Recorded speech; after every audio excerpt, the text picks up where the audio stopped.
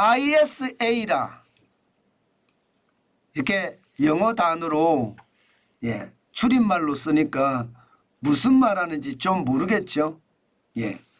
저는 그런 생각은 해봅니다. ISA라는 것은요, 개인종합자산관리계좌를 말합니다. 개인종합자산관리계좌. 저 개인종합자산관리계좌는 좋지만 세금을 아무래도 줄여주니까 좋죠. 세금을 줄여주니까. 세금을 줄여주니까 굉장히 좋습니다. 그렇지만 일본에 비하면 웃음만 난다. 이런 뜻이 줄여주지만 일본에 비하면 턱없이 적다. 이런 뜻이라는 말입니다. 여러분 실제로 한번 보실래요? 개인종합자산관리계좌 진짜 좋아요. 19세 이상 국내 거주자면 누구나 가입할 수 있습니다. 아마 여러분들도 ISA 계좌를 가입하는 게 좋습니다. 편입자산은요, 주식이나 예금이나 적금이나 공모펀드나 리츠나 국내 채권이나 다 됩니다. 게다가 의무기간은 3년인데 만기는 자유롭게 설정할 수 있습니다. 자유롭게 설정할 수 있습니다. 여기에다 한도는 연 2천만 원이고요. 최대 1억 원입니다. 최대 1억 원. 그리고 종류는 1인명 신탁형도 있고요. 1인명도 있고 신탁형도 있습니다. 투자중개형도 있습니다. 투자중개형도. 당연히 1인 1계좌 원칙이고요. 혜택은요. 200만 원을 벌었다 비과세입니다. 200만 원. 이거보다 더 높아졌다 이래도 분리과세합니다. 그러니까 9.9%밖에 안 돼요. 이게 종합과세에 같이 붙여버리면 15.4%나 되잖아요. 9.9%밖에 안 됩니다. 게다가 서민이나 농어민은 400만 원까지 비과세입니다. ISA 계좌 여러분들은 만드셨습니까? 여러분들이 투자를 하려고 치면요. 요즘은 세금이 워낙 무섭기 때문에 여러분들 반드시 절세할 수 있는 그런 거 반드시 가져가야 되거든요. 저는 여러분 그게 꼭 필요하다고 생각합니다. 절세가 진짜 중요하거든요. 진짜 중요하거든요. 그래서 여러분들 절세 계좌를 가져가는 것 제가 여러분들이 꼭 권합니다. ISA 계좌는 어디 가도 만들 수 있으니까요. 1인 1계좌밖에 안 되니까 반드시 만들었으면 좋겠습니다. 그런데 이 ISA 계좌가 일본하고 한번 비교를 해봤어요. 일본하고 비교를 해보니까 이게 게임이 안 됩니다. 게임이. 왜 게임이 안 되느냐. 일본은 보세요.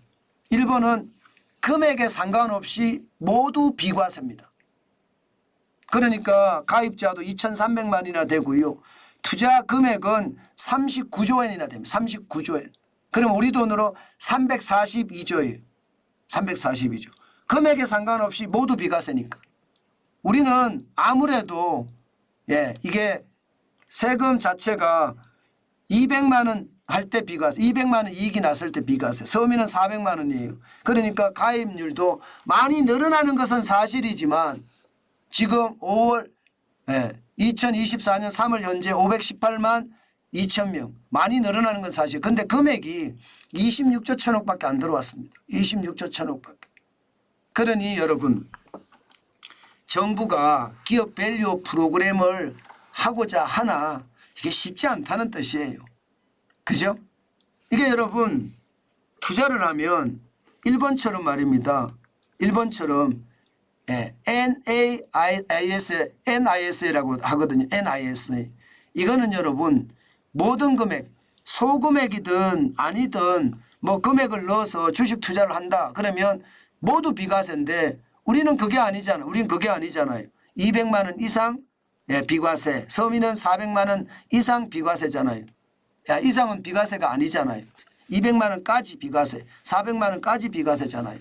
그러니까 가입률도 굉장히 적습니다. 이게 여러분 결국은 따지고 보면 기업 밸류 프로그램을 잘 작동을 시키려고 그러면 기업 입장에서도 세제 혜택을 주고요. 투자자 입장에서도 세제 혜택을 줘야 돼요. 그래야지 기업 밸류 프로그램이 쭉쭉쭉쭉 올라갈 겁니다. 그런데 뭐 기업 입장에서는 법인세나 상속증여세를 낮춰주면 아무래도 기업 입장에서는 밸류 프로그램을 가동시키기가 좀 편합니까? 그렇게 할 수도 있을 거예요.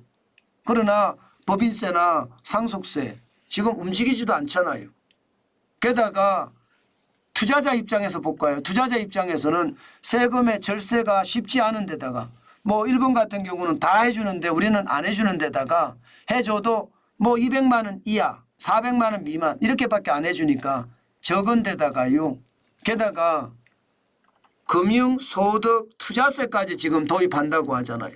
그러니까 증권시장을 그냥 계속 옥죄는 거예요.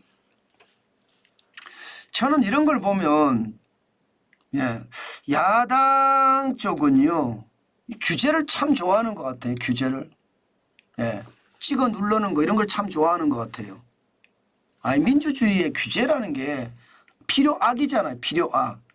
그런데 여러분 그런 규제라는 게 계속해서 이런 데서 벌어진다는 자체가 저는 솔직히 조금 창피합니다.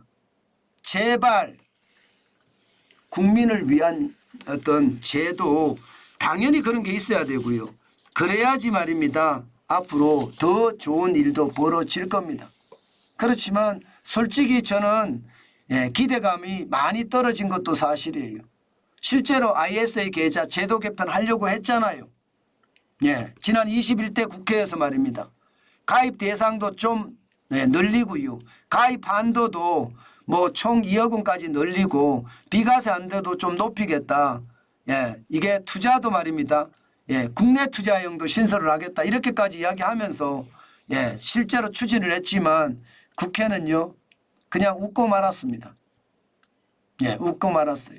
일본에 비하면 웃음만 나온다는 이야기. 일본은 이거 납입한도 상관없잖아요. 납입이 많든 적든 다 비과세잖아요. 저는 여러분 자유시장 경제라는 게 규제로 계속 얽어맨다고 저는 되는 일이 아니라고 생각합니다. 규제를 계속 얽어맨다고. 저는 이런 것들이 결국은요. 시장에는 더 큰 위기로 발전될 수 있다는 거 저는 늘 생각합니다. 이렇게 되면 안 되거든요. 이렇게 되면. 그런데 이런 일이 너무너무 쉽게 벌어진다는 자체가 저는 안타깝다. 저는 그렇게 생각을 합니다. 참 안타깝죠. 여러분들도 아마 느끼실 수 있을 겁니다. 이게 이렇게까지 아픔이 된다는 것 저는 그런 걸 생각을 하면 진짜 안타깝죠. 이게 여러분 국민을 위한 정치를 해야 되는데 그럴 일이 별로 없습니다. 규제 또 규제만 자꾸 해대니까 우리 경제는 점점 더 어려워지는 그런 상황을 맞닥뜨린다. 그렇게 말할 수밖에 없죠. 지금 계속 그런 일이 벌어지니까 말입니다. 참 안타깝습니다. 참 안타까워요. 정책이라는 게 국민을 위한 정책이 돼야 되는데 권력을 쥐기 위한 정책이 되고 있으니까 그게 더 안타깝다 이렇게 생각합니다.